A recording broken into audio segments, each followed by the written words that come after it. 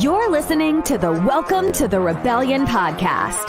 Hey, Jay, are you ready? Because it's time to start the show.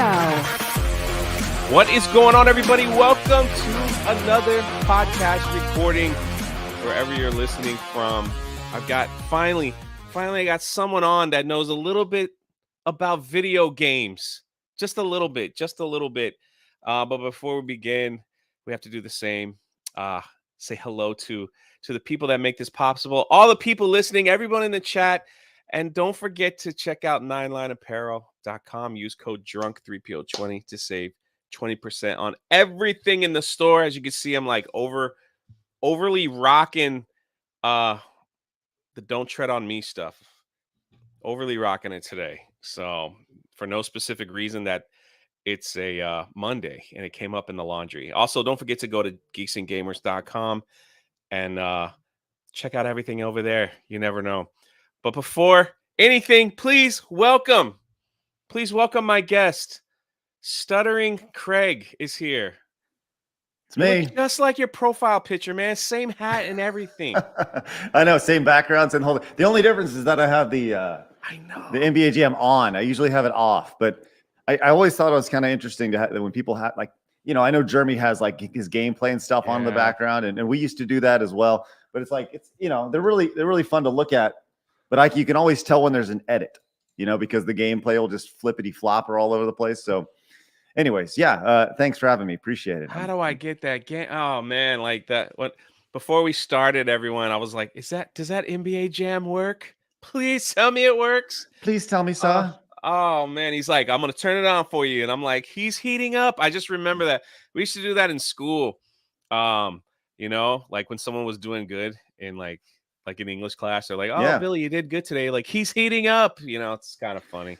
So the guy, the announcer of NBA Jam, the guy named Tim Kitzrow, and Tim is he's the guy from all the old Midway games, whether it was NBA Jam, NFL Blitz, Slugfest, whatever. If you heard any of those games, he is still around, and he does a lot of like retro conventions and stuff now. But he has a website. I think it's still up. It's called whosaidwhatnow.com. And he'll do like intros for you for like $50. So like if you ever wanted to do something for you, it's like you're drunk 3PO. He's heating up, whatever. That's awesome. Yeah, I might have to look into that. That's so much love for you in the chat. Look at that. Well, nice. Stuttering Thanks. Craig is the man. Hi, Craig. I remember watching you back in the day. I see all you guys, man. I see all you guys in the chat. I hope y'all are doing well. That's my favorite button. When people go like, I used to watch you. It's like, oh, sweet. No, I love that. I love that. Stuttering Craig. Nice. The best crossover of YouTubers of all time. Look at that. This is it. YouTube just peaked. It's peaking right now. Like, we're about 30 minutes into this. We'll hit the apex. 2 p.m. on a Monday. Forget the Twitter files. Forget all that stuff. Nope. It's happening. It's happening right now. Okay. So for those that are here, listening, wherever, watching the live recording, Stuttering Craig used to be part of this massive thing called Screw Attack. Is that correct? Yeah. So what the heck was that? What was Screw Attack? What was that? Sure.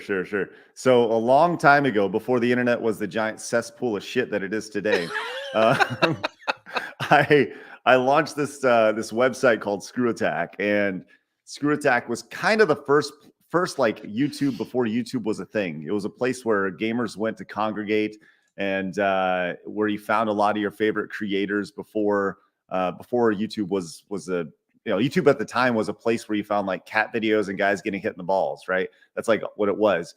And Screw Attack was kind of the outlet before then. And we kind of were a platform for a lot of really talented folks that have gone on to have outstanding careers. Screw Attack, we were known for creating content as well. A lot of people recognize me from top 10s I did back in the day, and this series called Video Game Vaults, and we did a lot of skits. We had a lot of great personalities, and like I said, we worked with a lot of great folks. The angry video game nerd who started on Screw Attack as the angry Nintendo nerd, Matt Pat from Game Theory, like pick a creator, and chances are they got their start at Screw Attack in some way, shape, or form, or were influenced by Screw Attack. Or so we had a nice little run, really fun to do, and we had a great group of people, and yeah, man, it was really, really fun to do. Why did you start that? What was the motivation behind like video games and things like that? Like, what was it? You just sitting around one day and were like, I like this stuff. I want to talk about it. Right. So I actually finished college in 2005. So I'm 41. I finished college in 2005, and I had a degree in broadcast journalism. And I was really passionate about like sports and stuff. And I was like, well, I want to call play-by-play for the Dallas Mavericks or whatever. And then I realized that I had a degree in journalism, but I hated to read and I hated to write. So and Of like all when things. you don't those don't mesh up very well. So I realized that I could like move to like Pawtucket, Rhode Island, and call AA baseball games and hope somebody would die, and I'd maybe So you get promoted. Yeah, right. Like maybe move up to like AAA, and then I'd be like 55 years old and traveling, going to like Lincoln, Nebraska to call away games and stuff. And hopefully maybe I'd eventually, move up to something, or I could kind of start my own thing on the internet. And I say my own thing. It wasn't my own thing at the time. I launched it with a buddy named Tom. We were going to just talk about video games. We're going to do a radio show about video games. And I had a slight background in radio. I interned at a radio station. I was always real passionate about radio. So I was like, we should do a show about video games. Nobody's doing a show about video games online. No. And this was, like I said, 2006 when we actually launched it, February 15th, 2006. And so we launched with this radio show, which later we found out was called a podcast, which was just kind of getting going. And we had this show called Side Scrollers, and it was a really popular podcast for a long time. And we so Screw Attack just kind of happened. It wasn't one of those things where we kind of set out to do. It was like, we're going to make this game-changing internet website. We were just kind of early. We were first. We were out the door, and we were doing the exact opposite of what IGN and GameSpot and all like even the corporate media back then were doing. We were the exact opposite, and we kind of just figured it out as we went along. It was one of those things where we wanted at the time. It's really interesting because at the time, everybody, we wanted to appear much bigger than we actually were. We were just a couple dudes who, literally had one microphone passing it back and forth doing a podcast. But we wanted to appear bigger because that's what IGN was. That's what Game Trailers was. All these like legacy media outlets that were corporately owned that had multi-million-dollar budgets and stuff. And it was just a couple guys. So we wanted to appear a lot bigger than we actually were. And nowadays it's the exact opposite. It's the smaller you are, the better almost. Sometimes, yeah. So sometimes. But yeah, that's a long Why way. Video games though? Why video games? Oh, I grew up playing games. It was one of those things. I think everybody has it. Anybody who grew up playing games, they're passionate about their experiences playing games. But I also think everybody has kind of like a dark period where they kind of step away from games for a while. And for me, so I grew up during the Super Nintendo era, right? And then I was in high school. So I was during high school, and like the start of college was like the N64 era, right? And that's when I was doing sports and, chasing girls and doing all those other things. So I kind of fell out of gaming for 5 or 6 years. And then I kind of came back into it towards the tail end of my, college career. And that was like the Xbox 360 was just kind of getting launched, and kind of fell back into it, man. So yeah, it was, I don't know why gaming, why the hell not? It's just kind of, I don't know. So for people that I knew, people that don't like kind of know, you just started a YouTube channel, or you started So YouTube didn't exist.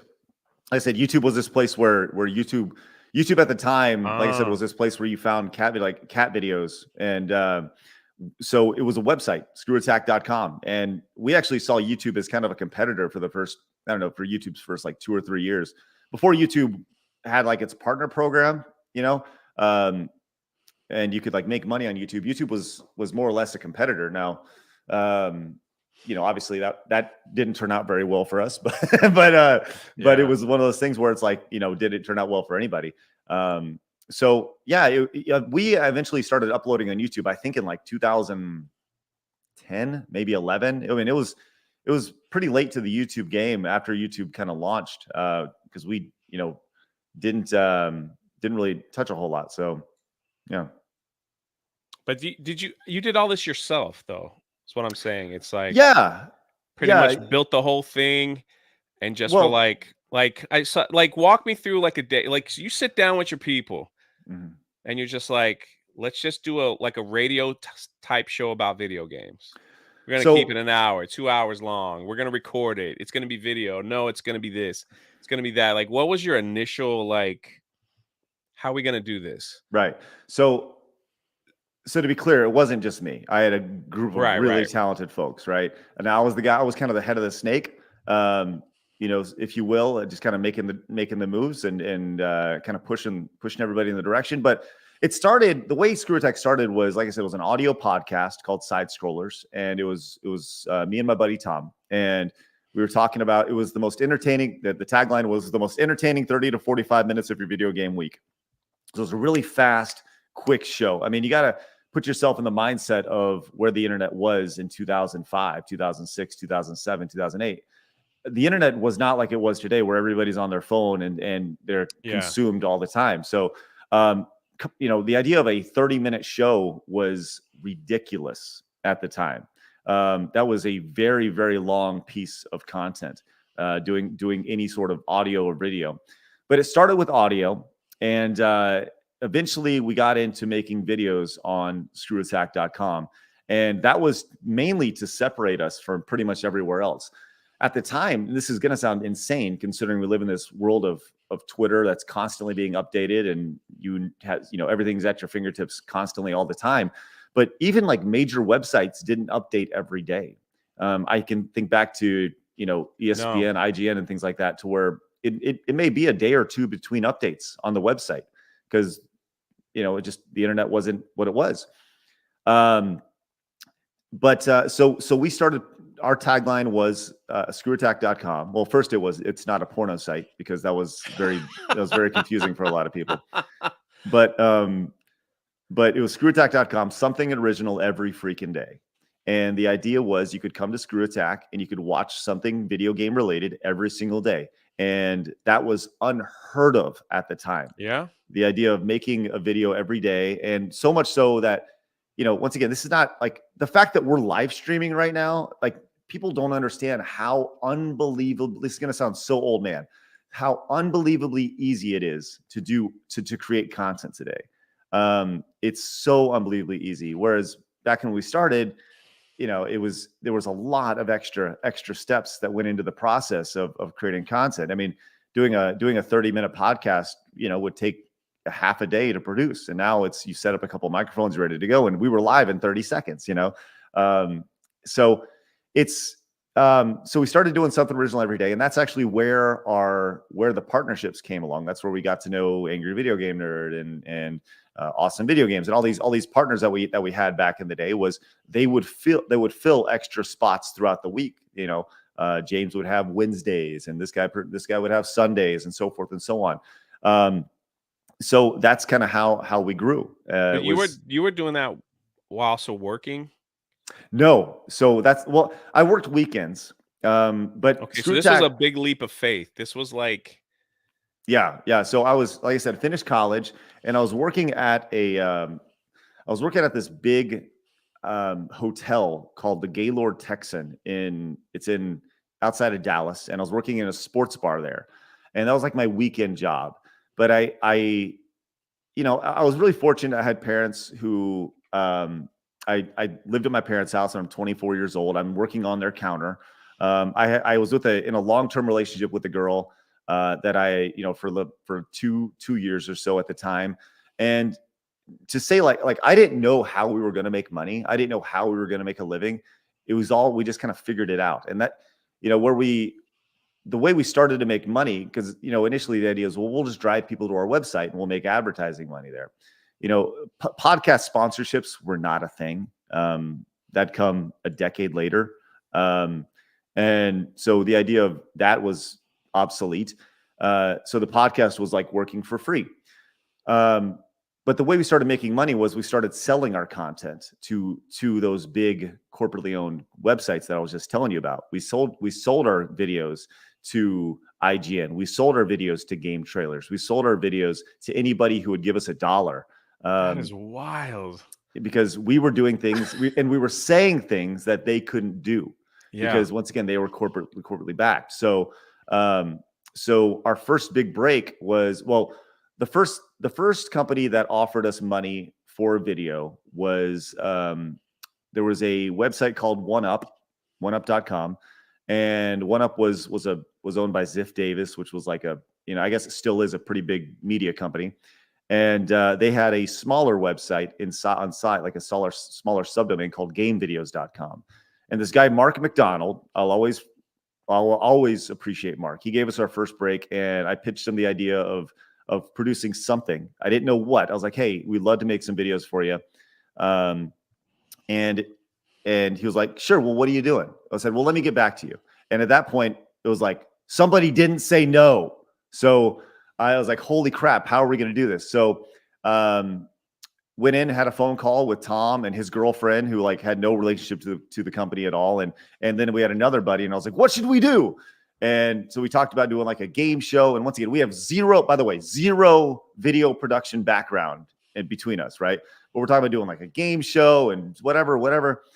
And eventually I was like, well, what if we just do top 10s? And they're like, people do top 10s. I was like, yeah, but nobody's going to do Screw Attack top 10s. And I remember saying that line in particular. And the idea of making like the top 10 so ridiculous, so over the top, so fun, and so different that they had to stick out. So I decided on doing the top 10, and I spent the next 24 hours. I think it was like 18 hours. I spent like from that time, I pretty much just worked, and I wrote the first top 10, learned how to edit the top 10, captured all the footage, made the assets, and essentially created the top 10s in like 18 hours. And I delivered it back to Mark the next day, and he was like, whoa, you work fast. 18 hours. And I was like, yeah, we work really hard. I kind of fed him a line of shit. And it was, so he's like, well, yeah, let's do it. And we actually released that top 10, and that top 10 kind of went viral. It was, I think it did like 250,000 views in like 24 hours. And it was on like all the blogs and websites, your Kotakus and your Destructoids and stuff at the time.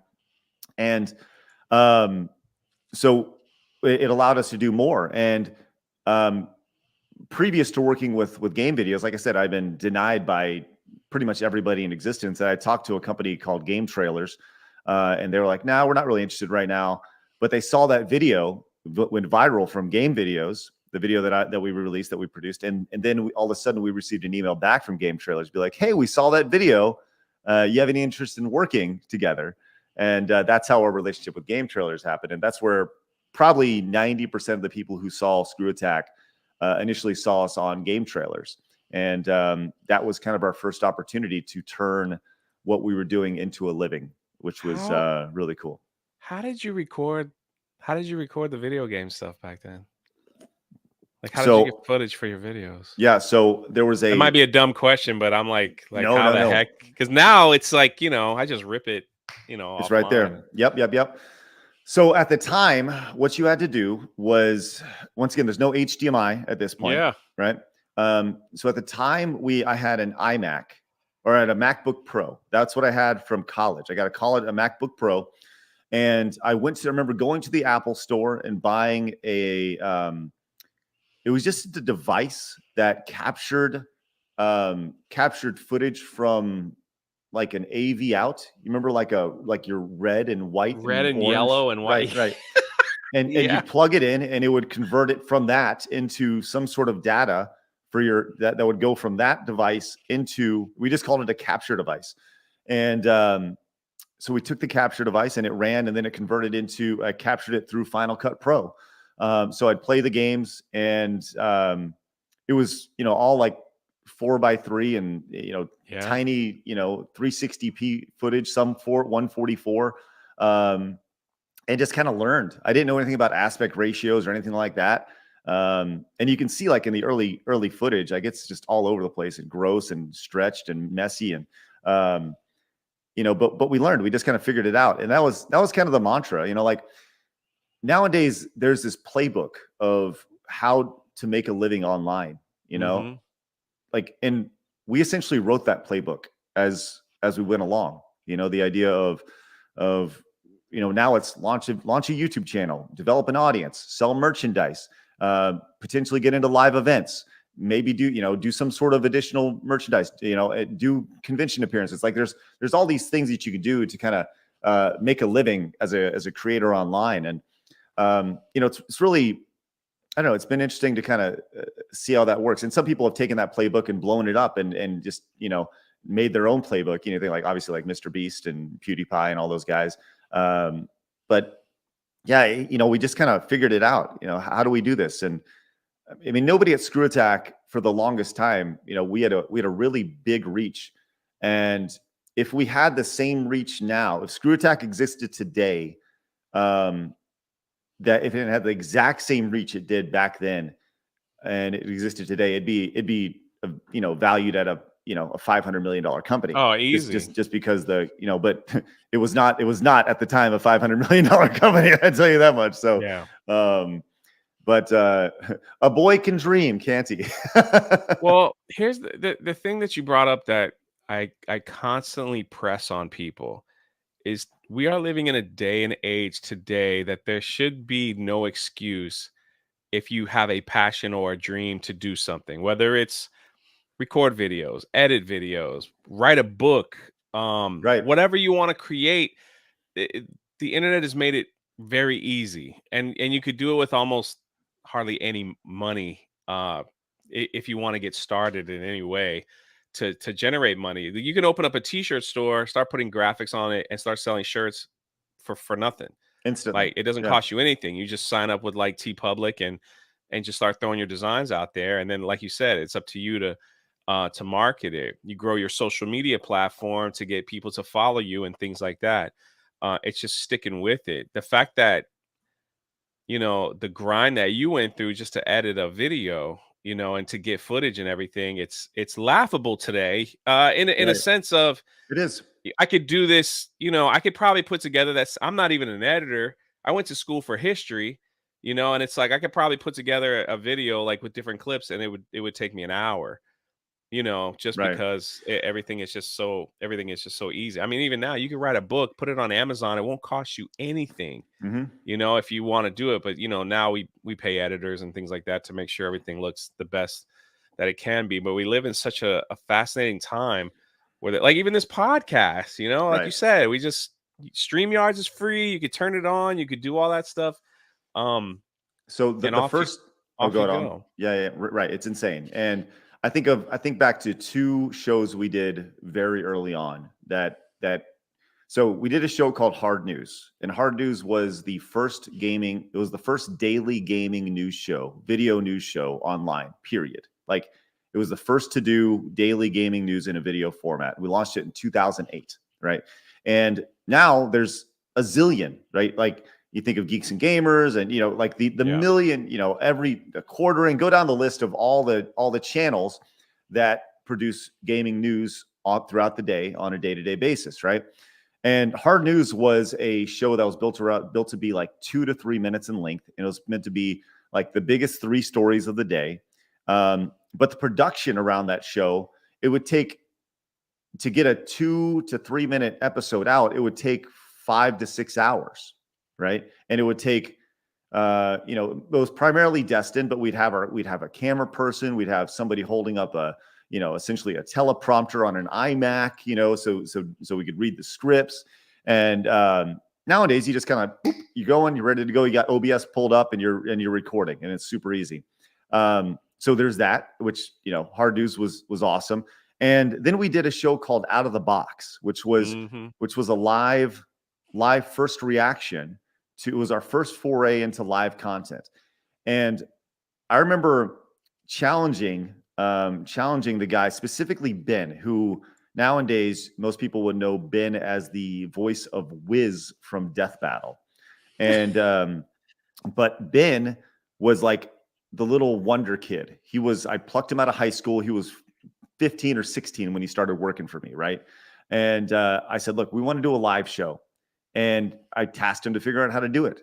And I remember him figuring it out. And we actually had cables running through a VCR and then the VCR going out. It was like, and like, what's a VCR? Like a VCR was obsolete then, but we needed to get a VCR to be able to like run the cables and all sorts of stuff and run intros. And I think that's actually how we ran intros, was through a VCR. We put a tape. I don't know. It's kind of fuzzy, but just the amount of insanity. But it's a different world, man. Yeah. Like, and every year it gets like easier and easier. Real quick, Captain Hirano, one of my guys, man, for $2 says, "Hey boys, how you doing? Gonna listen while gaming. Thank you for the super chat. Wherever you're listening, we record this on a live audience. Everyone on YouTube, if you're listening on iTunes or Spotify, Nice. Spotify is huge over there for this thing going on right now. And then there's somebody else that said, can I pay Craig $50 to do a voiceover? Yes. So there you have it. So email him. I'll tell you what, go to, so I have a disc. So for those who don't know, I spent the last year it out, man. Yeah. For those who don't know and those who care, I'm just now getting back into making content again in the gaming space. After Screw Attack, I spent about 3 years streaming, and then I left there, and I worked actually in the firearms industry the last year. And I was plucked out of, I had a recruiter pick me up and all sorts of stuff, and I worked there, and I did that for a year, and it was fun, but it just didn't like grab me. So about 6 weeks ago, maybe 2 months ago, I was like, I'm going to get back on the horse and start making content again. So I have the YouTube channel, youtube.com/Stuttering Craig. And literally on Friday, I launched a brand new channel called Craig Talks News, youtube.com/Craig Talks News. Yeah, all those links will be in the description, everyone, if you want to go check them out. And our mods are putting them in the chat as we speak. But my Stuttering Craig channel is more like nostalgia based. I talk about a lot of classic stuff, and the Craig Talks News is exactly what it sounds like. I'll be talking about news. It's kind of like I'd say an updated version of hard news, kind of, but it's more like just me talking about what's going on. It's like you'd find on Geeks and Gamers, but it's just more like me and like what you do, obviously. So, but if anybody wants to subscribe to those, like the Craig Talks News channel is like brand new. I think it has like 300 subscribers. So. Try to get to 1,000. So almost it's pretty 400. Fun. Let's go. Let's go. Almost 400. Are you happy making content again? Yeah, man, it's fun. Honestly, I haven't felt this excited about making content in a long time. And it's really fun. And right now I'm still trying to figure out kind of what that schedule looks like for me. I stream nightly as well. I stream like Sunday through Thursday for an hour from 10 to 11. I would love to eventually turn what we're doing right now into a daily show and treat it like it's an old like side scrollers podcast and do that every day. But I just need to find the right people to do it with, Jay. But I love it. I love the idea. But yeah, I think that'd be really fun to do. And I don't know. I think that's kind of the ultimate goal, is to get back on the horse and start making content again, because I feel like there's I don't know. It's just really fun. It's a voice, man, that people need to hear. That's the main thing. And before I get into my top 10, Craig's gonna rate my top 10. We're gonna talk original NES games, maybe some Super, but I made a top 10 of my top favorite NES games. But before we get to that, just so the chat knows, just so the people are like, okay, all right, let's see how Jay doesn't know anything about video games, and that his top 10 is dumb. What happened with Screw Attack? Well, so that's a good question. What happened with Screw Attack was in 2013, I sold it to a company called Fullscreen. And a lot of people are like, oh, you sold out. It's like, once again, you need to put yourself in the situation in 2013, right? I had guys who had worked for me for 5-6 years at the time, who were making next to nothing. I mean, nobody was making any money at Screw Attack. And nobody had insurance. It was like a company in name only, right? It was essentially a bunch of buddies getting together who just happened to be paid to make videos, right? And had an opportunity. I was approached by a company called Fullscreen, which at the time there were like MCNs were really like up and coming thing, multi-channel networks, that's kind of like what Machinima was. Fullscreen was. There's a company called Polaris, which was really big. Maker Studios. Anyways, it was kind of like a keeping up with the Joneses type thing where all these companies were buying brands. And so they targeted us because we were kind of a leader in the space. And it really worked at the time because it allowed my guys an opportunity to have insurance for the first time, receive stock in a company that would acquire us, and honestly, just have a better salary than what they had. And so it allowed for a little more security. So, and we had big plans and stuff. And so we were acquired by a company called Fullscreen. And then about 6 or 7 months later, that company Fullscreen they received a tremendous amount of money from AT&T as an investment. And then Fullscreen went out and bought Rooster Teeth. And when they bought Rooster Teeth, they saw Screw Attack and they kind of tagged us in. They're like, okay, Screw Attack, Rooster Teeth, you guys are going to work together. And so I worked with Rooster Teeth for about 2.5 years, and not by choice. It was there's a lot of really nice people who worked at Rooster Teeth, but it was the worst 3 years of my life. It was horrible. You go in from having a company that you own, you love, the community that you embrace, that embraces you, that you know how they think and they know how you think, and wanting to make content for them, to, I'm not kidding when I say this, having to get 7 signatures before you can make anything. And It just totally stifled creativity. Yeah. And it sucked. So I spent 3 years at Rooster Teeth, left there. And shortly after I left, like I said, I streamed for about 3 years and I created like another brand, and that brand is long gone now too. But I left there, and then probably, I don't know, maybe a year or two after I left, maybe 3, I don't know. Screw Attack was kind of eaten up by Death Battle, which was the most popular show, and they rebranded the Screw Attack channel as Death Battle. So so it just kind of got absorbed, and it's kind of, it is what it is. It sucks. I think I was gonna ask you that. That was like your baby. Yeah. You're like, take care of my baby. And it's like, then it's So the thing that I think sucks the most about it is that all that content, I mean, like a decade plus worth of videos, is just kind of lost because they privated all the videos. In an ideal world, I reacquire Screw Attack and I just release the old videos out to the public. But that's a big chunk of change to go back and reacquire that, even though it's like been dead for several years.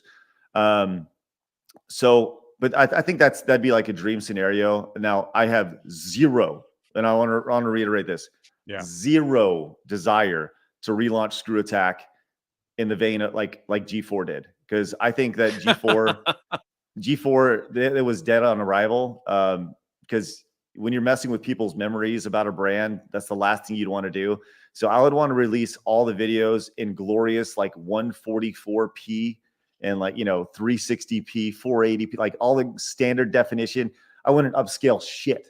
I would just release it as is and let people enjoy that grainy look it'll look like nowadays. Right. Yeah. I think that'd be super fun. So that'd be cool. Yeah. That'll definitely be cool. So again, real quick, Mark with the $5. Craig, it seems like you helped build the entire house and then didn't get to live there. Talk about unfair. I guess that's just the way it is. Thank you for the $5. Yeah, Any thoughts on that statement? Well, I'll say this. I think that I've heard this statement a lot. Screw Attack walked so others could run. And I think that's a really good way to put it. Somebody has to figure it out. Am I bitter about it? Nah, not at all. I mean, it was just, I had such a great journey with Screw Attack, and I worked with so many great people and have so many great relationships from it. And now I'm just excited to kind of get back and make new memories. I made a ton of great memories, and What that's was what your I'm kind of. what was your biggest high? I didn't mean to cut you. No, no, no. What was your biggest high? Like, what was there a moment where you were just kind of like, and you sat down and you're like, okay, that was cool. Yeah. I mean, it doesn't have to be the greatest, but just that moment where you're just like, okay, that was cool. So there's a few, and I'll just kind of give you the bullet points for them all. Sure. So after, I mentioned kind of the game plan, we made content, we did videos, then we got into live events, and Screw Attack had an event called SGC, Screw Attack Gaming Convention. And part of Screw Attack Gaming Convention was a tournament called the Iron Man of Gaming.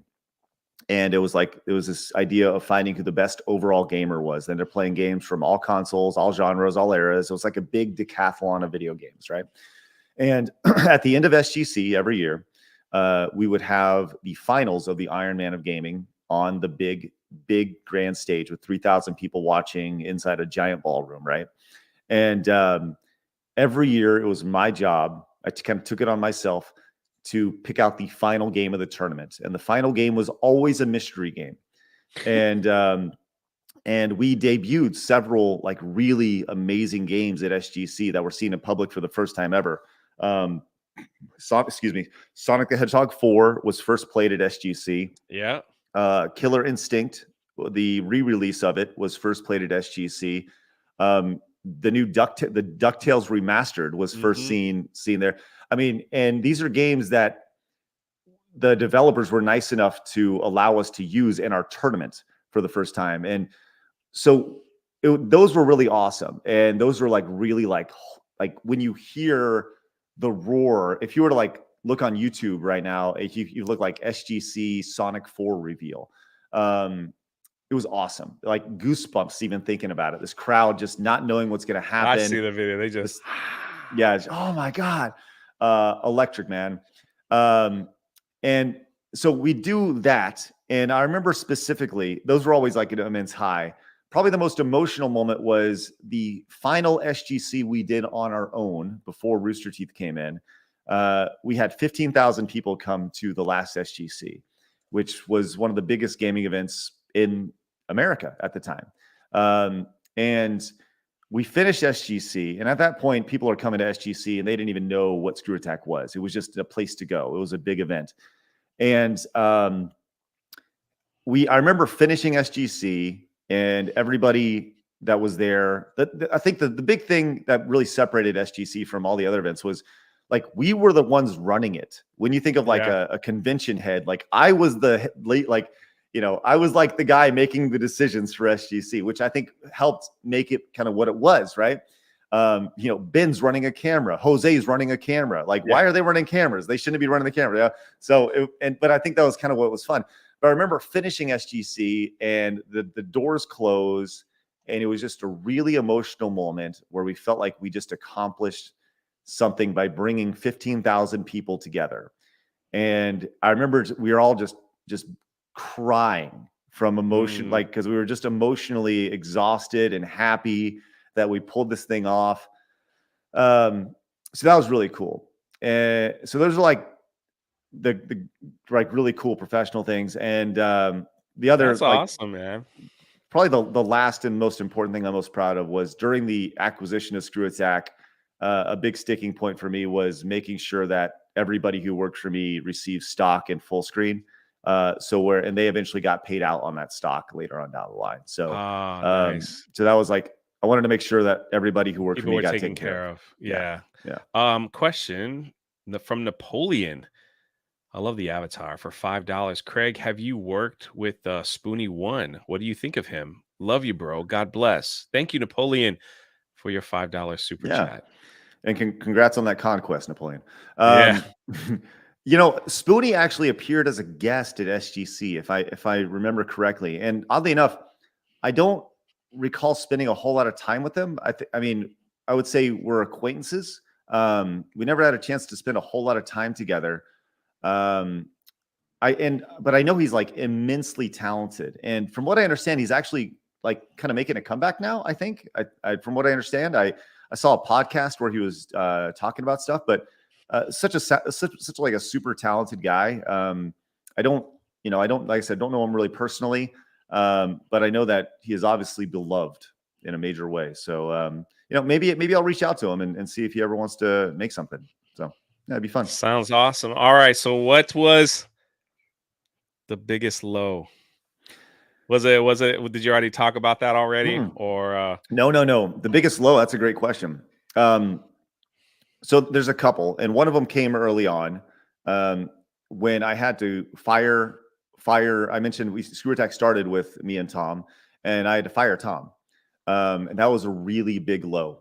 And it was one of those things where I'll just leave it at this. We just didn't have the same vision for what Screw Attack was. He wanted to be kind of a part-time thing, and I was all in on it. And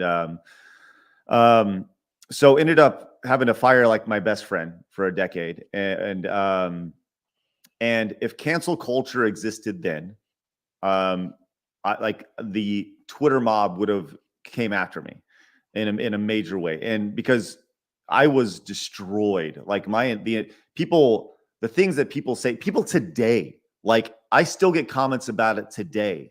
Hey, you fucked over your best friend, blah, blah, blah. It's like, no, I didn't. Like, I didn't fuck over anybody. It's like I was running a business, So, and by the way, can I cuss? Of course. Okay. So they're like, oh, you fucked over your best friend, you piece of shit. And it's like, number one, you weren't there. Number two, you didn't know the conversations. Number three, you don't know how it happened.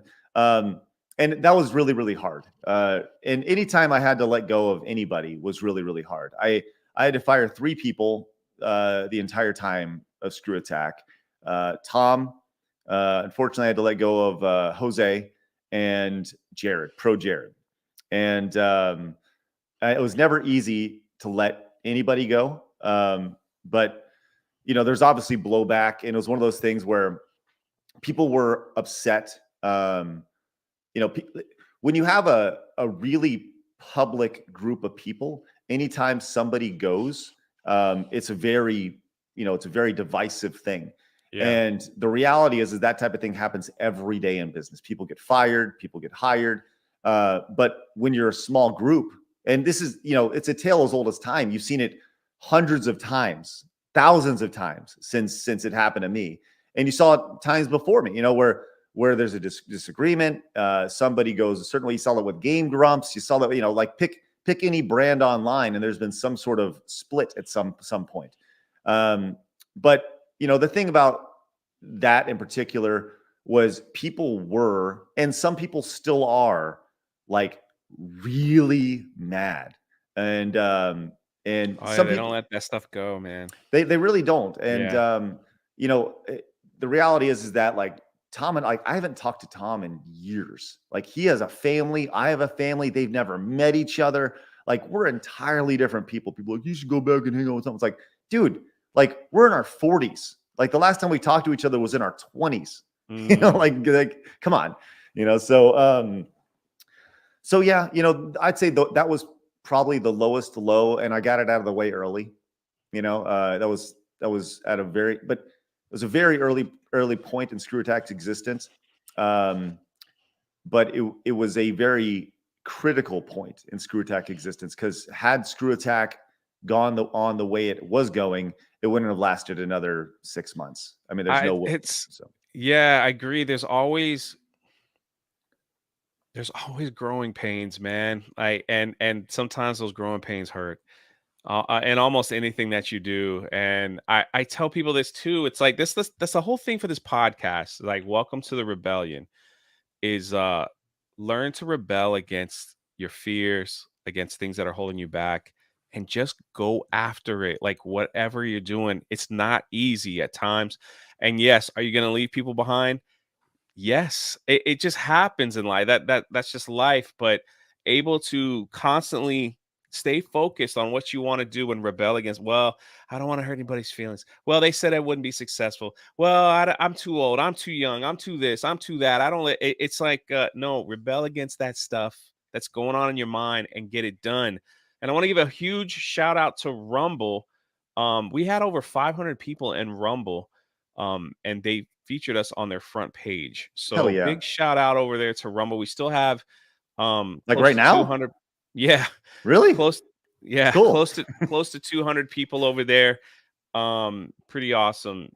Thank you, Rumble. So I haven't started posting content on Rumble. I need to get a hold of them and say what's up and introduce myself, because I would love to work with those guys. They would probably love to have you, because they're doing some things over there. They're doing something, and they really want a different set of content. They started off with a lot of political stuff, It's and very now political, it's like yeah. they're like, let's just do things over there. So when people like me and others show up and we talking different, it's like, hey, let's just see if we can get that in the mix. So I appreciate them over there featuring. I don't know if they did that or just because of it was Stuttering Craig. I probably, Well, I'll tell you, if you know anybody over there, I would love an introduction. Oh yeah. I get them your information. So they would love that. Yeah. So let's see. Oh, we have another question. I was about to pull out the top 10. Okay. Let's see. Let's get into the question. From my man Captain Herrero for $2. Biggest regret or missed opportunity? Yeah, with awesome a game question. controller. Look at that. So yeah, biggest regret, or doesn't have to be both, or was there a missed opportunity? Yeah, there's several, tons. Probably the biggest being that we didn't have the resources to be able to pay the people that we worked with, right? Specifically our partners. Like when you think of the people, I'm going to see if I can pull this off, because there's a list of like the Screw Attack partners that we worked with, and it's legitimately like a who's who of content creators online. Okay, so the Completionist, Game Theory, Game Overthinker, Peanut Butter Gamer, Angry Video Game Nerd, right? Like Black Nerd Comedy. So these are creators that all have hundreds of thousands of subscribers, right? And they all kind of got their start on Screw Attack. Specifically, there was a meeting. I'll give you one specific meeting that I really wish I could have hired these guys. I sat down in a Whataburger with Peanut Butter Gamer, and it was somebody else. I don't quite remember who it was. But I think it was JonTron. And Peanut Butter Gamer and JonTron were like, we want to work for Screw Attack. And I was like, I would love for you to work with Screw Attack. Now, this is not who they are today or who they would be. They're just a couple guys, super talented. I'd seen them in our community. They were community members, G1s as we called them. And I didn't have any money to pay them. Like if I hired them, I'd have to fire somebody. Yeah. And, I think looking back, did that suck for Screw Attack? Yes. Did it suck that we weren't able to pay the creators that we worked with? Yeah. I mean, Screw Attack was essentially a billboard for other people. But it worked at the time. But I think for those guys in particular, it was like an excellent situation because it forced them to go get it. It forced them to kind of, to go and do their thing. And they launched their own website and stuff. And it was great. Like they did awesome. So in retrospect, yes, or I guess the biggest regret or biggest missed opportunity was not being able to pay. Like it wasn't like I didn't want to, I just literally couldn't afford to pay people to work with. And I think about kind of the monumental shift if Screw Attack was able to keep like even just those creators on Screw Attack. Screw Attack may still be around today. Who knows? So there it is. All right. Take a deep breath, maybe sip a soda. I got soda and my energy drink here. Let's go. Double sip. Because now I have put together the ultimate NES video game. It's the ultimate. So everybody else who disagrees with me is wrong. All right. So I just want to put that out there. Well, but I mean, I will say this though. Okay.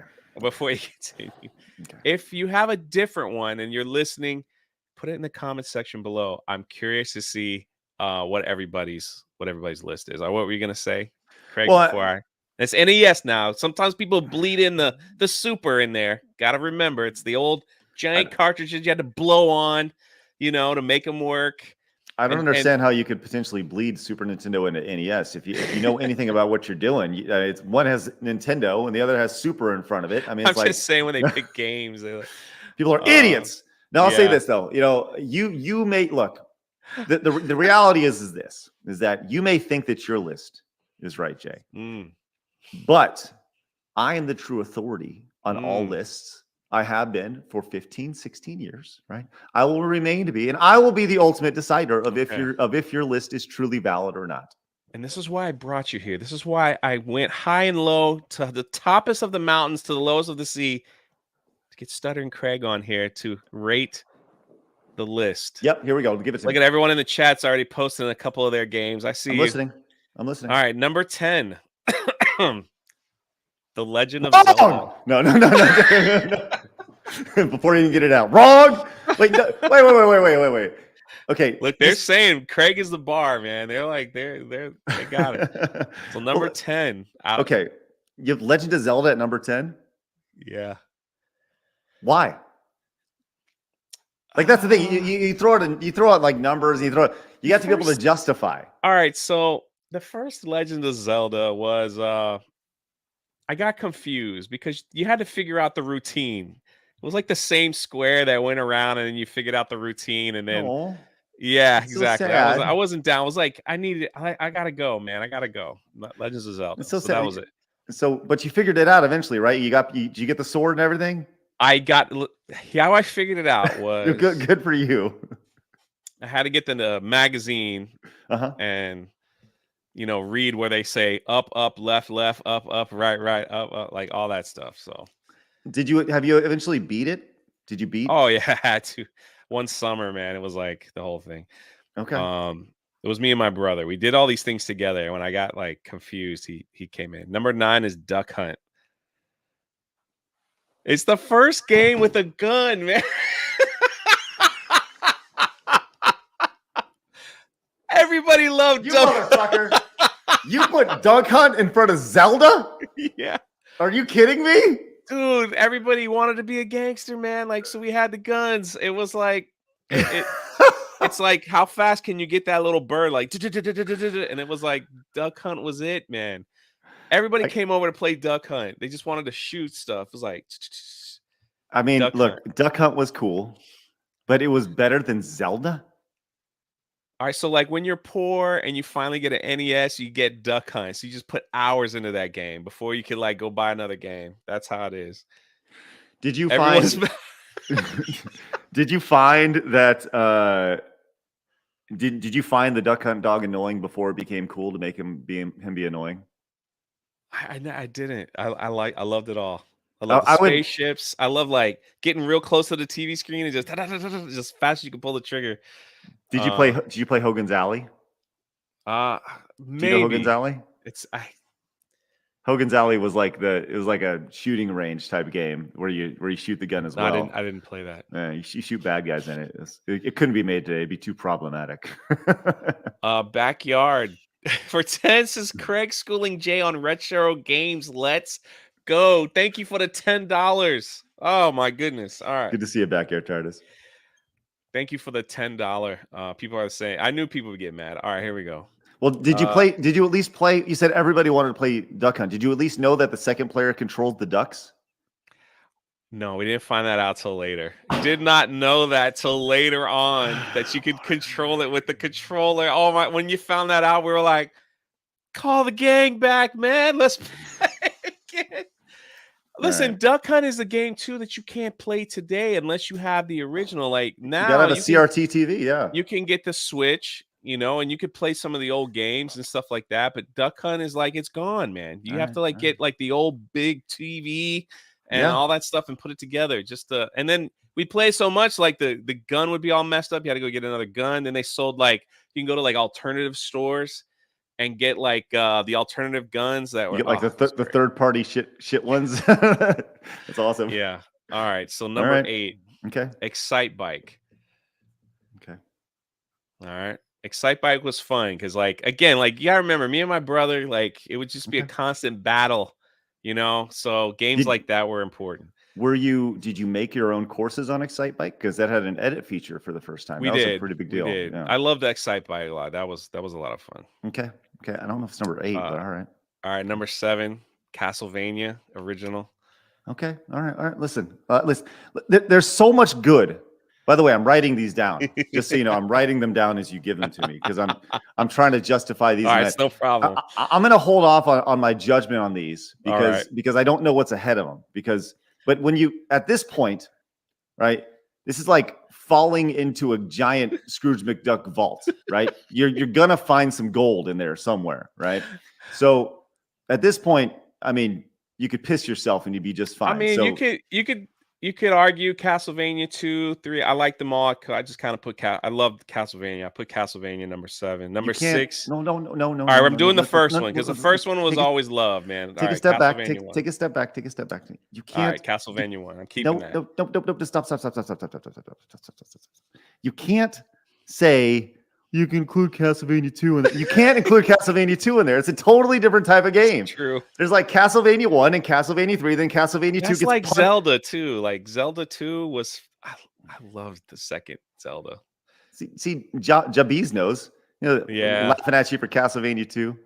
Lord. Okay. I'm just saying I enjoyed the series. The first Castlevania. All right. Yeah. Number 6, the original, the first Super Mario Brothers game that came with the game. All right. That took forever, and you found out the little pipes that could speed up your process and all the little tricks. All right, number 5, Super Mario 3. Mario Brothers 3 was really that game was. That's number 5 on your list? Yeah. Like do you have like Miyamoto's like personal beta library of games in front of this? Like what do you have in front of Super Mario Brothers 3 right now? Hold on, let me see what. Hold on. Let me just try to think. Okay, let me try to guess your top 5. Okay, all right. Just based off of like amazing games. Mega Man. Nope. Metroid. No. Kid Icarus. Ninja Gaiden. Yes. Okay. Tetris. No. Final Fantasy. Nope. Batman. No. Blaster Master. No. By all means, please you gotta let me finish. Partake with your entry. Ninja Turtles. No. Number 4, Ninja Gaiden. Okay. One of the hardest games I've ever played in my life back in the day where you only got 3 lives. Okay. That's it. 3 lives to finish the game, man. Yeah. That's it. All legit. Right, number 3, Contra. Did I say Contra? No. Okay, I meant to say Contra. Okay, yes, Contra's great. Contra. Up, down, left, right, BA start. Yeah. Yep. Mm-hmm. Number 2, Tecmo Bowl. Hold on. You gotta you gotta puff out your chest. You're at number 2 at this point. You gotta let people know. Number 2, motherfucking Tecmo Bowl. Tecmo Bowl, Bo man. Jackson running his Jackson, on Marcus the screen. Allen. That's the we could not play with Oakland. We couldn't play with Oakland or the Giants when we played against each other. Or we would be like, all right, we got to hit the random button. Okay. And hopefully you didn't get stuck with the Cardinals or something like that. I didn't mind being the Dolphins. Dan Marino never threw a pick, even when people were being guarded. It was awesome. But Tecmo Bowl, man, hours and hours and hours and hours. Yeah. Oh my gosh, the chat is turning on me. You guys, my number one. And anybody pick anything else, they're dead wrong.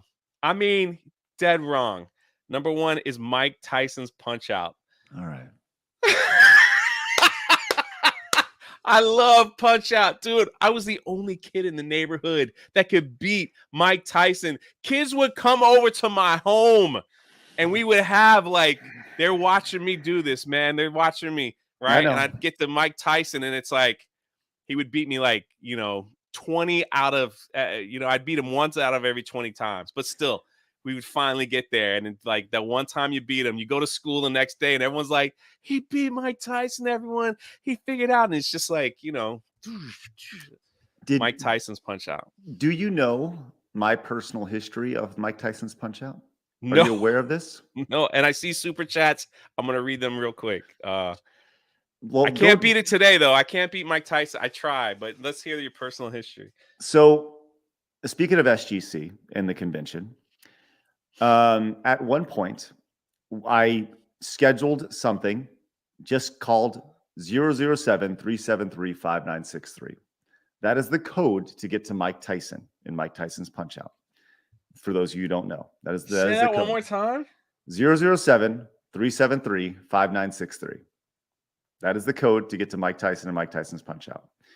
And I went out with the sole intention of beating. It was me, Mike Tyson's Punch Out, and a TV on a stage in an open auditorium, right? And my gameplay was shot on a screen, right? And the sole intention was to beat Mike Tyson, right? I played Mike Tyson's Punch Out from 10 p.m. to 4 a.m. for 6 hours. Mike Tyson and Mike Tyson's Punch Out. That's it. That's all I needed to do. I played it for 6 hours. The crowd started with like 100 people.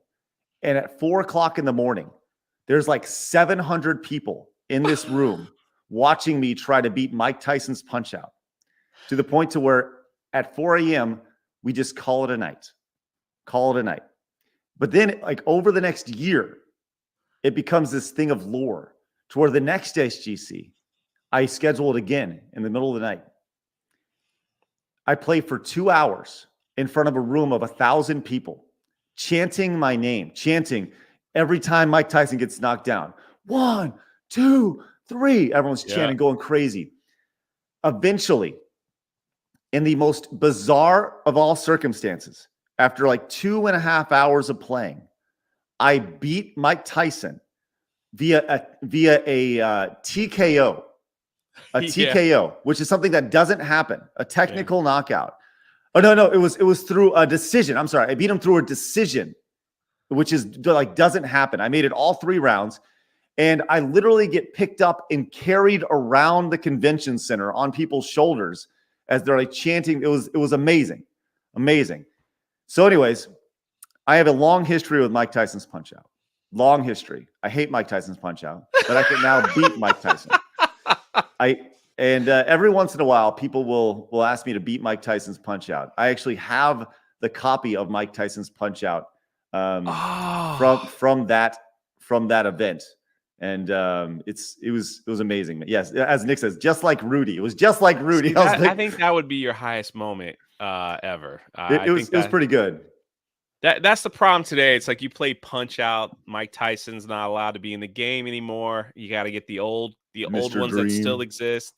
That game, man, I just remember you got that square controller and your thumb, playing Autumn Hours, you would come with like a giant blister on your thumb, wrapped up in whatever. But I'll never forget that. Mike Tyson. But see, you got to the point, like people got to the point with that game that they could play it blindfolded. Yes. Have you seen that? Where it's like they just know the sound. They know, like, and that was the beauty of, for me, like the NES games was when you got older, it's kind of like they each had a rhythm. It's like playing a song.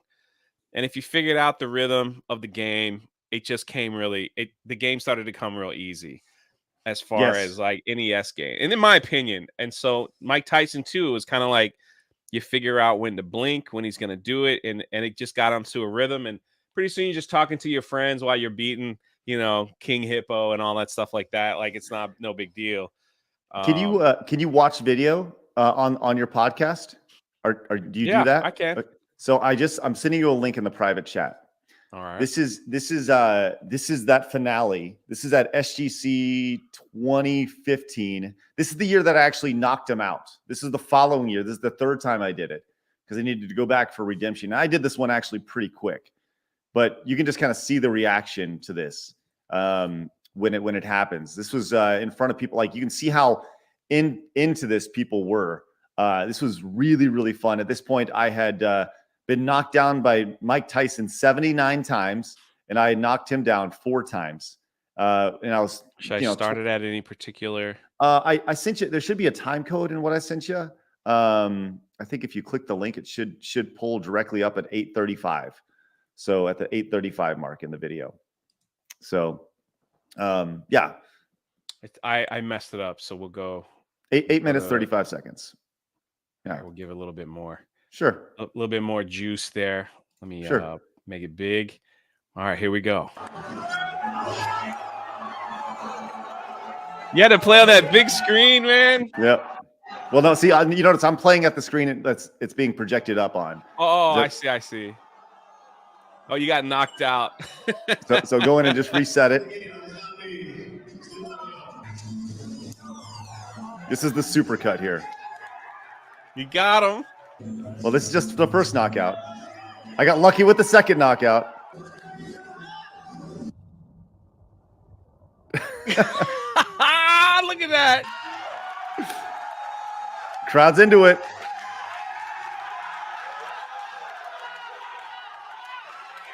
Look at him go crazy. Got him. There's the TKO right there. You took out Mike Tyson. It was pretty good. So this is the following year. Get rushed by the crowd, obviously. People going crazy. It was fun, man. It was really good. And like that to me is the type of moment. Guys with their shirt off, still everybody suck it. It's like suck it, Mike Tyson. But those are the type of moments that I think are missing in gaming today. You don't get that from playing online games and esports. Some of the best content in online period is just people challenging themselves and making, beating a ridiculously stupid hard game like Mike Tyson. But it's awesome, man. Anthony says, I got goosebumps just watching that. That was sick. Real quick, let me let's see what we got here. My man Backyard again for $5 says Jay doesn't know he's platforming Jesus on his show. Ooh, look at that. That's my nickname. Platform Jesus. I'm excellent at platform video games. Like when it comes to Mario games, getting from point A to point B and jumping in between, I'm pretty damn good. My man, how you say that name? Jay. Is it Jay? Yeah. Hey Jay and Craig, great duo. I didn't want to mess it up. I have a thank you for the $2. Again, my man, the captain again for $2. Greg gonna throw hands next time he sees Jay. LOL. From my top 10 list. Just gonna walk up and slap you. I'm just saying, man. Like all right. So the games that I had picked. All right. See, look, we spent like 15 minutes on Tyson alone, right? Yeah. But the games that I picked, a lot of them were because I had great memories with playing with my brother, which is 100%. What you said, like what makes video games awesome. Some of these other games too they had such a nice progression. Like Tecmo Bowl, it started off easy where they let you win like the first 4 games, and then all of a sudden you're like, holy crap, what the everyone's running at the speed of light. I can't get this going. So those were always fun. Yeah. As well. Duck Hunt, I liked it because of the gun action. Like I thought that was unique at the time. So, and the Super Marios, always. But again, like you said, like even watching Mike Tyson, I remember like this. We played the game with this nearby because it was like once you got beat, it's like get that freaking code, man. Like we got. I'm not gonna do the jogging through Brooklyn anymore. And that was such a unique feature for a lot of games too, because like you look at Ninja Gaiden, and from what I remember, it's just 3 and out. Like you died 3 times. I don't think you got you might have been able to get like 1 or 2 extra lives if you did something, but there was no like save feature like there is now. There was no like now we have like 5 modes. Trust me, I know they have like the ultimate. If you're the ultimate gamer mode, then it's like normal. Then it's like okay, just a little below normal. Then it has you're gonna beat the game no matter how you play it mode, because that's how I play now. Right. So it's like they have that where it's all completely different. But yeah, video seeing that like that, God, it brought back. You're absolutely right. That there's something with these video games when people just came together and it was like you were really there fighting Mike Tyson.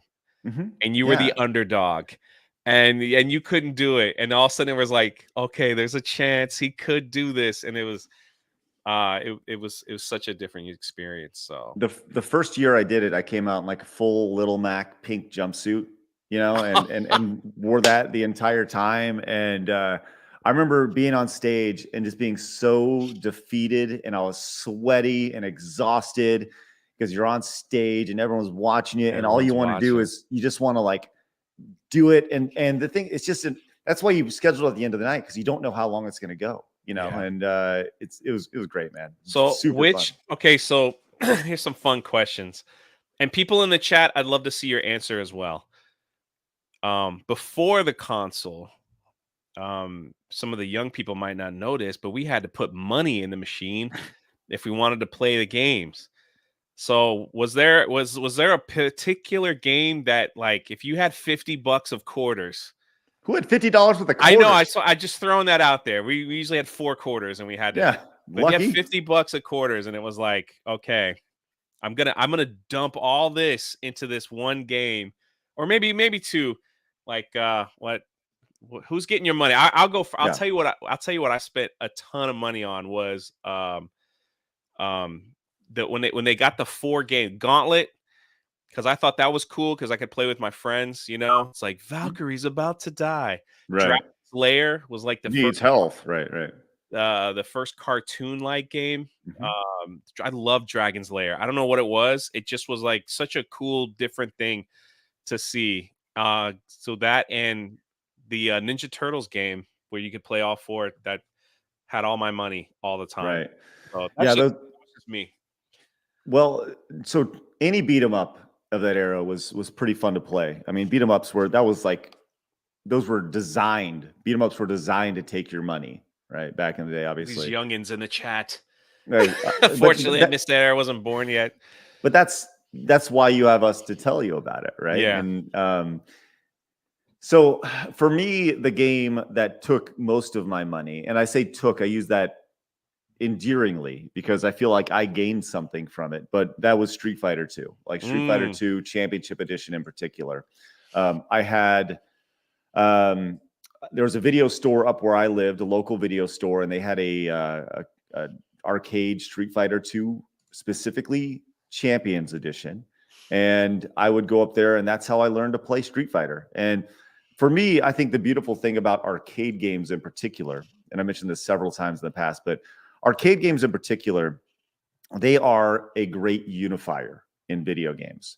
When you go to a place, you can sit down and you can play somebody in Street Fighter, or you can play with somebody in Ninja Turtles, and you get to know them immediately. Like if I'm playing you in Street Fighter, I get to know your personality. I know if you're passive. I know if you're aggressive. I know if you shit talk. I know, I get to know you mentally. And it's really pretty amazing. And that's what I love about arcade games. Whereas, nowadays, you can play Fortnite or Apex or, Call of Duty or whatever, and you play with your group, and you can obviously learn a lot about people that way. But there's still a giant barrier of entry, and you generally, the people you're playing with if you're talking to them.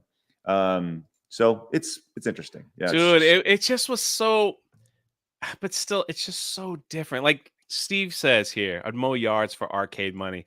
You'd get whatever money you had.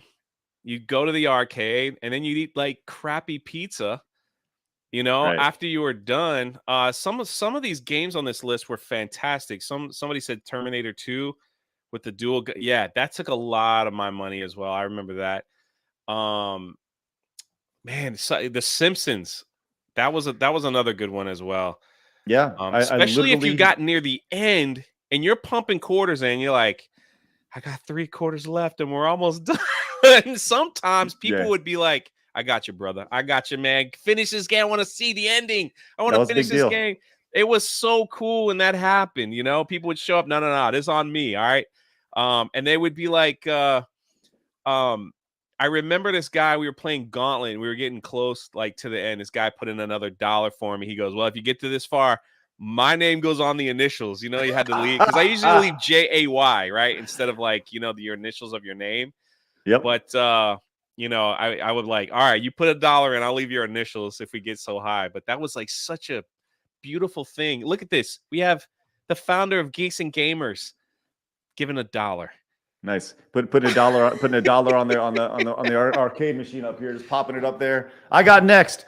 Yeah. Well, what's funny though, you mentioned The Simpsons, right? Like there's so much joy in playing that.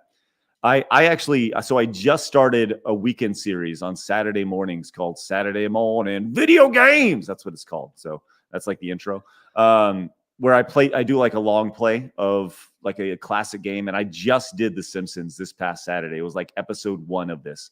So if anybody wants to see me play through The Simpsons, you can find it on my channel, youtube.com. Yeah, and we'll have those in the descriptions as well, so you can check that out. But big shout out to Geeks and Gamers. I wouldn't be here if it wasn't for Jeremy. I know he's on a long road trip, and he only gave $1.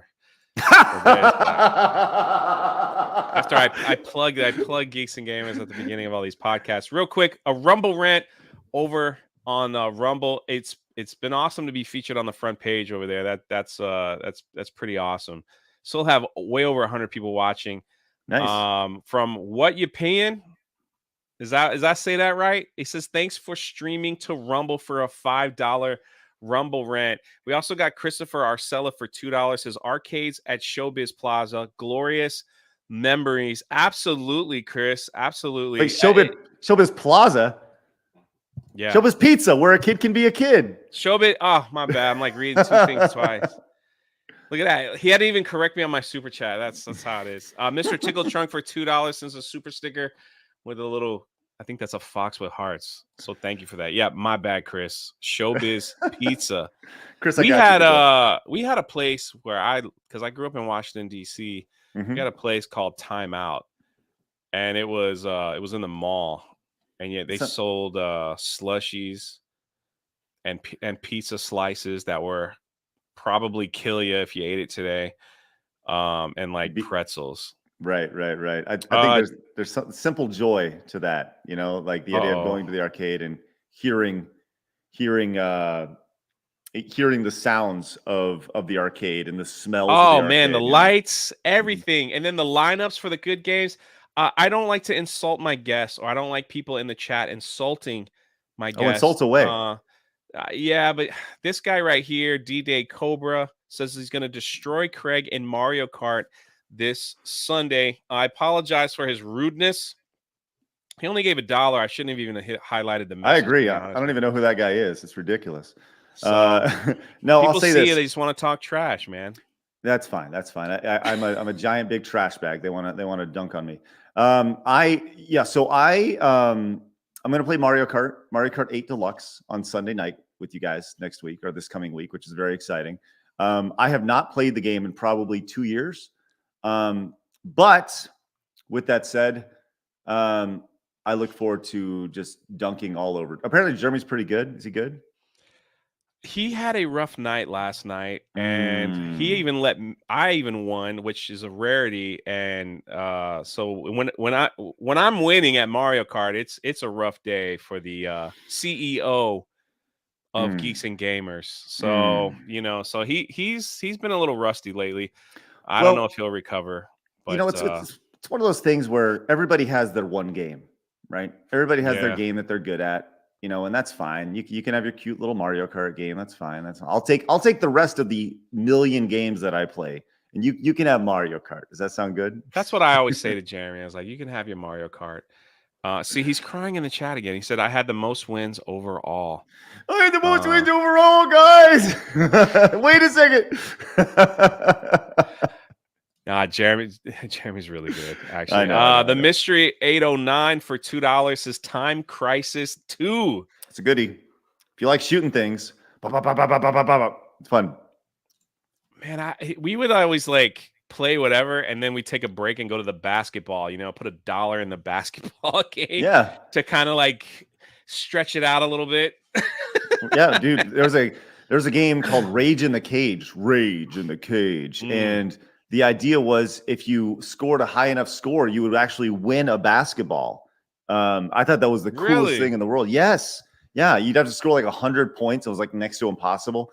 But every once in a while, you'd see somebody like leave with a little mini basketball, and that was the coolest. I mean, that's something that actually still exists today because like traditional arcade games they're not profitable. So that like redemption games and games where you win tickets and stuff, those are still big money makers in arcades. But first of all, before I even get to this comment, there is no way Jeremy can beat me at Tecmo Bowl. There is no way. See, he can have, like you said, that's my number 2 on my list. That's number 2 on my list. But how I play one-on-one, so that there could be crying, is you got to hit random. Okay. And someone might get the super team, someone might not, but it's a random thing. Now he says he wants to 1v1 you at Tecmo Super Bowl. Yeah. Well, I don't worry about that. What I'm worried about, this is what I want to see. This is my proposal right now. It's happening right now on your podcast. I need a yes or no from both of you right now. Right now. Jay versus Jeremy, Tecmo Super Bowl. I'll host it on my channel. I will treat it like it's a sporting event. I will call play-by-play on it. Like, once again, I have a degree in journalism. I can make anything hype. I will call it like it's the most intense game in the world. Okay? We do this thing. We can be on Geeks and Gamers. I don't care. It can be on whatever you want it to be on, right? We set this up. We make this happen. We make it like a best 2 out of 3, something like that, because the games are pretty quick, right? I'll call it, treat it just like it's a real sporting event. We'll have like we can maybe get Gary in to be like a color commentary or something, whatever. And we treat this like it's a big fucking deal, because it is a big fucking deal. You know why he won't agree to that, even though I say yes, is I'm not a big enough YouTuber for him to have on his channel. So once I get to like a certain number, he'll do it. But fucking A, let's go. Right there, it's in the list. Let's go. Wait, he said Super Tecmo Bowl or regular? He said Super. Okay. I can deal with that. I can deal with that. That's the Super Nintendo version. Jeremy, I want clarity. I can deal with that. Is this Super Tecmo Bowl, or is this the NES or Super Nintendo version? Yeah, we need to know. Well, then don't text and drive, man. We need you. I don't want you getting hurt. We're going to set this up. We're going to make this thing happen. This is how content is made. This is how you make wonders. So what he'll do is he'll have a backup plan. So when people don't want to watch me, he'll bring somebody else in. Okay. Or basically you get the winner. How about like, that's probably what he'll say. It's like, I have no interest in this. I played Super Tecmo Bowl like once, right? What? Like, yes, he would destroy me in Super Tecmo Bowl. Maybe, I don't know. He says Super NES. Okay, Super Nintendo it is. Okay, so we do Super Nintendo. How we gonna figure out how we could do that through our Switches? Yeah, I think you can. We can make that work. Figure that out. You know what we do? Let me tell you exactly what we do. Jeremy's talking about like we're getting a house together, getting a house and do it at the house. Okay. Listen, yeah. You fly me in. Treat this like it's. I'm telling you. This is why you have this house. That'll give me a month of practice. Okay. Yes, exactly. Like, and you start promoting it right now. You set it. Well, maybe not right now. Maybe you start promoting it in January, right? You set a date. This becomes a giant thing. Hell, we even put it on pay-per-view. Whatever. You make this. Yeah, we can turn this into something special. I love it. I'm down. So that'll be a January thing. February. We'll kick off the content house with a Super Nintendo Bowl tournament. I love it. Krampus says he just wants a plane ticket. Yeah, I really want to. Yes, I really. Please fly me out there for a day or two just for the plane ticket. Jeremy is literally looking at houses right now in Orlando. We could book this for late January, hopefully. And then you know what we'll do. All right, this is what we'll do. Since we're live in front of hundreds of people, because Jeremy, I don't know if you know this, but Rumble put me on their front page, so I'm pretty happy about that. We'll do the tournament, then I'll take you to Universal Studios. I can get some content with you riding rides and stuff that. Yeah, cool. Yeah, awesome. That's what I'm saying. Like, are you kidding me? I'm gonna squeeze this lemon for all it's worth. Listen, and then we'll like. You let me like I got this. I run the want theme park channel for G&G. That'd be that'll be Jeremy's dream. He'll keep me on for another month. See, look, he's like, yes. So I'd be like, all right, I'll get him here. We'll play the game. I'll let you win, Jeremy, but I'll get him on the theme park stuff, so you'll be happy. I'm on board with all this. Okay, we're gonna make this thing happen. Well, Steve is right. You need 4 cameras, one on the game, one on each face. Then you have the play-by-play guy. You send it down to the sideline. You know, maybe you got Krista down there. She's like, what's going on down there, Jay? How you feeling about that player? Well, Jeremy really beat my ass out. Or what's going on, Jeremy? Blah blah blah. You know, you talk with the coaches. Like, this is all great. It's all excellent. We're gonna make this thing happen. I can get some girls in bikinis too if we want to go all out. I'm just saying. Doesn't Christy Mayer know? I haven't met Christy, but doesn't she know a lot of porn stars? Isn't that her thing? Doesn't she know a lot of people? Yeah, so do I. Okay. Well, I mean, being a married, I could give them a call. Being a married man with two girls, I don't, whatever. Yeah. I'm not, but maybe we just. I know them because of the show. Just don't get it twisted, everyone. I know them because of the show. You know them from your online viewing history. That's not. That's funny. Backyard says, Craig, make it happen. He streamed using a VCR. Yeah, thank you for the $2. Thank you guys for the love. Also, Jeremy's like, pretty sure you're going to be seeing a lot more of Craig hanging out with the G&G crew. All right, pretty sure. Sounds good. Maybe we'll see. It all hinges on this football idea. That's it. It's Super Tecmo Bowl. Yep. Yeah, look, girls in bikinis make it happen. I'm just saying, like, that's how I used to be, man. That's how I used to be. Well, here's the thing, man. Like, I know a lot has changed in the last decade or so when it comes to the internet. You know what hasn't changed? Guys. I know. Guys, I'm gonna here's a big spoiler. Men have not changed. No. Yes. Guys still like boobs. All right. I'm just gonna really. It's been a constant throughout history. And then there were like one day that Twitter happened and it was like, like that's the thing. I'm a firm believer that I'm just the common man, and I'm an extension of the common man, and because I have a pretty good understanding of what the average guy likes, and I know that for a fact that the average guy like boobs and video games and sports and because chicken wings and pizza and everything in between. I'm with you on that. I mean, I don't mean to brag, okay? But these are what the ladies think about me. What were your thoughts on Drug 3PO? Okay, I have to be honest. I thought he was maybe more handsome in person. He's a gentleman. He's very smooth, He's a ladies' man. What can I say? I'm back to my shades. Drunk! Good morning, Drunk. So you guys don't know, Drunk 3PO is the sexiest man on YouTube. He's probably going to clip this later, but I don't care. Can I tell them? Who the hell's that? Who are those ladies? That you're more beautiful in person than you are. Are you muted? They're just YouTubers. Hey, good for you. Gina Carano. That was Gina? That's Gina right there. Well, go back. Hold on. To Gina Carano? The first one was Gina?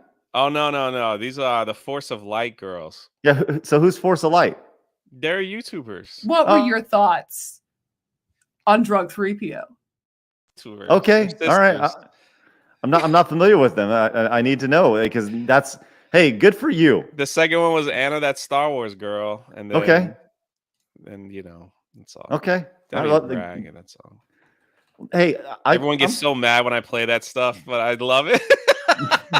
I think that's great. Good for you. I think that's wonderful. Look, yeah, we can get them all down. Get them all down, everybody. Own it, love it, embrace it. Yeah, I love everything about that. It's who knows? That's great, man. I love it. So now that we've done all that, that's pretty awesome. So I want to thank my guests. Are we done? I'm an hour 30 in. I can go a little bit longer if you want. No, I'm good. No. I know there was that's what we agreed on, but this is good. This is good. And Whatever. He approved my top 10. Just so y'all know, he didn't. No, I have didn't. any- Oh No. You don't want to sneak that in there at the. Jay, look, I'm literally going to show you this. Your top All 10 right. is literally in my trash. Literally. I thought you would. What would you trade? I'm not kidding. I'm not kidding. It's literally like, here's your list. I put it in the trash. How would you change it? What is your number? All right, what's your number 3? Don't. If it could have changed over the years. People have the right to change their mind and change their opinion. NES only. Just give me your 3. So you didn't have a single Mega Man game on your list. No, I did not. You didn't have a Metroid game on your list. I couldn't find a place to put it in. A game that literally created an entire genre. Metroidvanias. Yeah. Right? You had Castlevania on there. You didn't include the highest, like one of the most popular franchises in history, Tetris. Right? I couldn't stand the Tetris, man. I couldn't stand puzzle making. I couldn't do it. Okay. All right. And that was just me. It wasn't for everybody. It's like it's like anxiety, man. Like when I was a little kid, I got this game where you turned a timer on and you had to put the pieces of the puzzles or it just pop up in your face. Like it just gave me like nightmares and anxiety. It was crazy. Sorry. I mean, look, I'll say this. Every game that you have on your list, Zelda, Duck Hunt, Psych Bite, Castlevania, Super Mario Bros., Mario 3, Ninja Gaiden, Contra, Tecmo Bowl, and Punch Out, they're all considered classics in some way, shape, or form. Okay. Right? I'll give you that. Now, if you were to I don't know, bust out like Wampum or something like that, which Wampum is a fine game, but I don't know if it's a top 10 NES game. Like, I don't know. That's the beautiful thing about lists is everybody has their own list and everybody likes lists. But, as the authority of all lists, it should look like this. Number 10, Kid Icarus. Okay. Ooh. Number 9, Batman. Number 8, Final Fantasy. Number 7, Ninja Gaiden. Number 6, Tetris. Number 5, Contra. Number 4, Mega Man 2. And number 3, Metroid. Number 2, Zelda. And number 1, Mario 3. Now, that was the list that we created at Screw Attack in 2007, 15 years ago. And there have been new NES games that have been released since then, but none worth cracking the top 10. So I will stick with that list. That's a good list. It's the best list. That's the best. Super Mario 3, number 1. You say that like it's a shocking thing. Yeah, I was a little shocked that would be number 1. I figured that would be 2 or 3. You like Zelda? You're talking the first Zelda game. Yeah, the first Zelda game, which changed video games. Like Mario 3 is not just considered the best game on the Nintendo Entertainment System. It may be the best video game of all time. Wow. Yes, it's like maybe a top 5, like at least top 5, definitely top 10. It's crazy. Have you ever seen The Wizard? Do you know that movie? That's where, listen, I mentioned at the conventions having the mystery game as the final game in the tournament. That's where the idea of that came from, was this movie called The Wizard. I encourage you to check it out. It's this movie from like the 80s. It has Fred Savage in it and Christian Slater.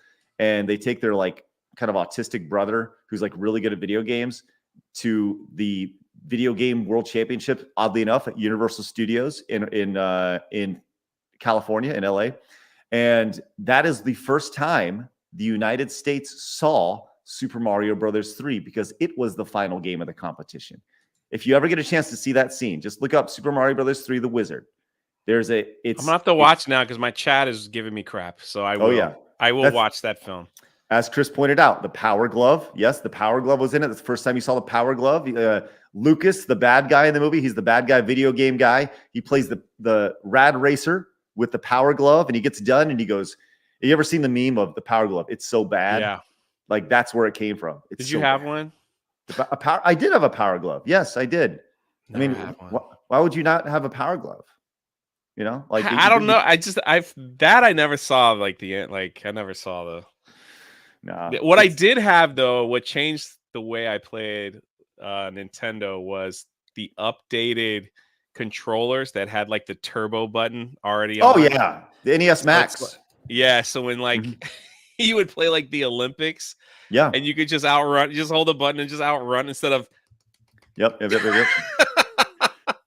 just constantly doing that. Yeah. Man, Super 993, they're going on the top 5. Wow, okay. You say this like you're surprised.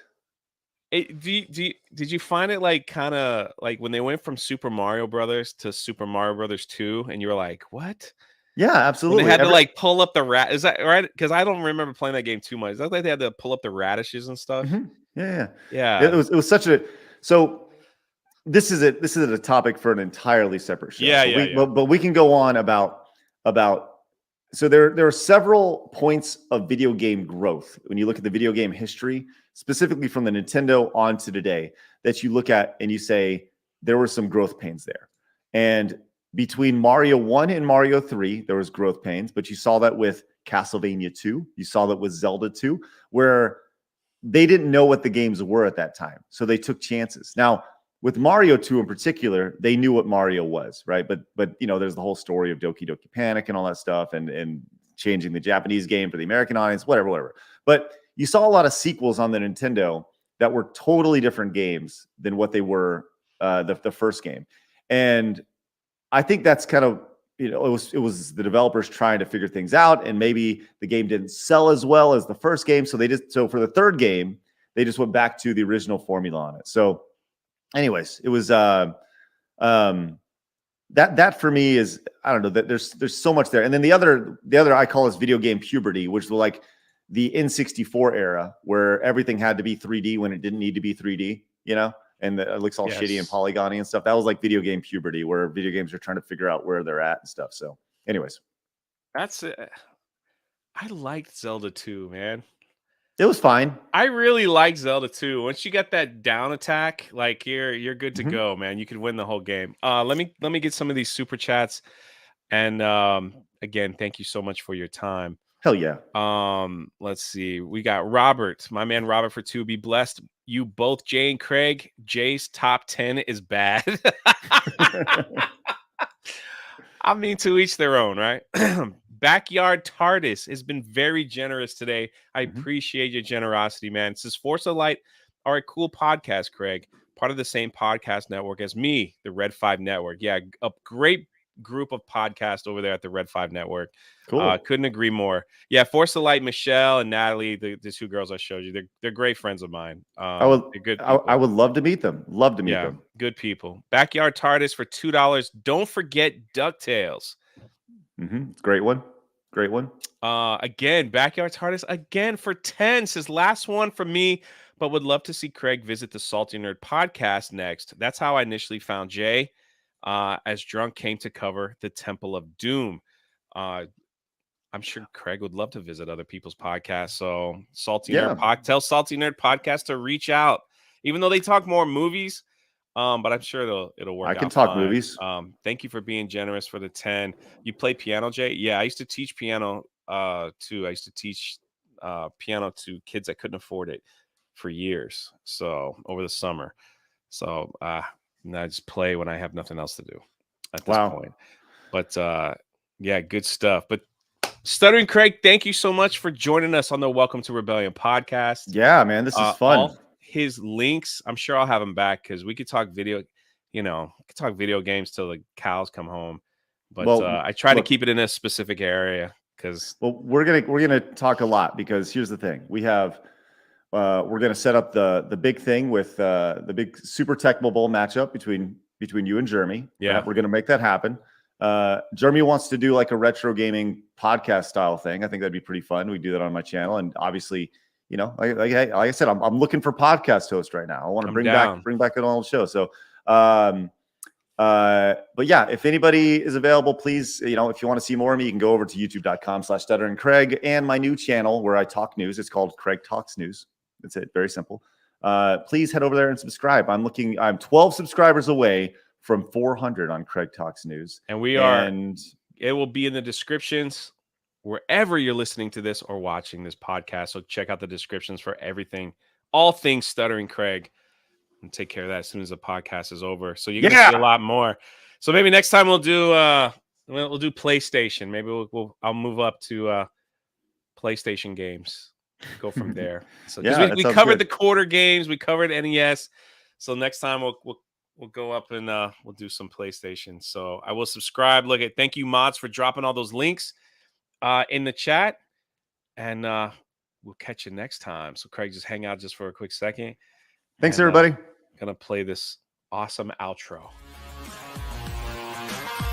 Thanks for listening. We hope you were inspired today. To hear more of the conversation, check out our Patreon or become a member of the channel. And don't forget to rate, subscribe, and leave a review wherever you listen to your podcasts. We really appreciate it.